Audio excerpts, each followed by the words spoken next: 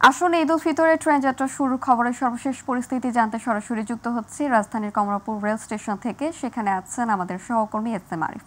তার কাছ থেকে জানবো সর্বশেষ পরিস্থিতি। আরিফ, ঈদের ছুটি শুরু হতে এখনো বেশ কয়েকদিন আসলে বাকি। এর মধ্যে রেলওয়ে ঈদ যাত্রায় মানুষের উৎসাহ আসলে কেমন দেখছেন?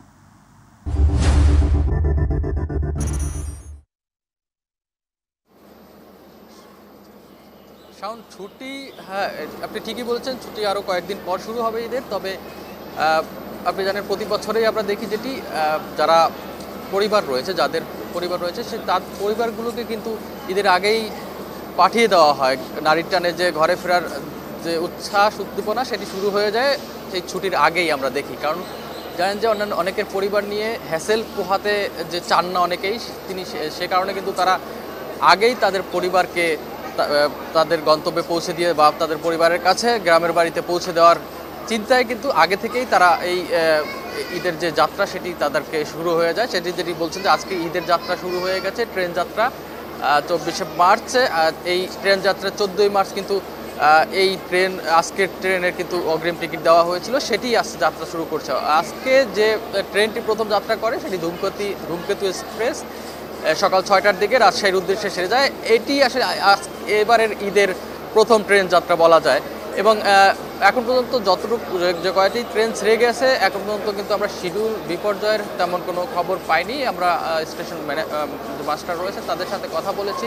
তারা কর্তৃপক্ষ যেমনটি জানিয়েছেন যে তারা একদম পরিপূর্ণ সময়ে এবং কোনো শিডিউল বিপর্যয় ছাড়াই কিন্তু ট্রেনগুলো ছেড়ে যাচ্ছে। আজকে ওই অর্থে খুব একটা ট্রেনের চাপ আমরা দেখতে পাচ্ছি না, যদিও ঈদ যাত্রায় একটু চাপ থাকে। তবে যেহেতু শুরু হয়েছে সেক্ষেত্রে আস্তে আস্তে চাপ বাড়বে, সেটি যেমনটি জানিয়েছেন তারা। আমরা যারা যাত্রী রয়েছেন তাদের সাথে কথা বলেছি, তাদের একটা কথা হলো যে ঈদের সময় কিন্তু সবাই আসলে গ্রামের বাড়িতে গিয়ে মা বাবা পরিবারের সাথে ঈদ করার একটি আনন্দ থাকে তাদের মধ্যে। সে কারণেই কিন্তু ঈদের যাত্রায় একটু আগে থেকে অনেকে রওনা দিয়েছেন যেন পরে ভিড় হয়, সেই ভিড় ঠেলাঠেলি এইগুলো যেন এড়িয়ে যাওয়া যায়। সে কারণে কিন্তু অনেকেই আগে রওনা দিয়েছেন। আবার যেটি আগেই বলেছি, পরিবার রয়েছেন, পরিবারদের কিন্তু অনেকে পাঠিয়ে দিয়েছেন। যারা এই ঢাকা শহরে কর্মজীবী রয়েছেন তারা তাদের পরিবারকে পাঠিয়ে দিয়েছেন বা পাঠিয়ে দিচ্ছেন আগে থেকেই।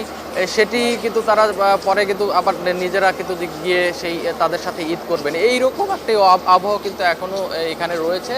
আর আজকে কিন্তু শিডিউল অনুযায়ী যে ট্রেনগুলো রয়েছে সেগুলোই চলছে।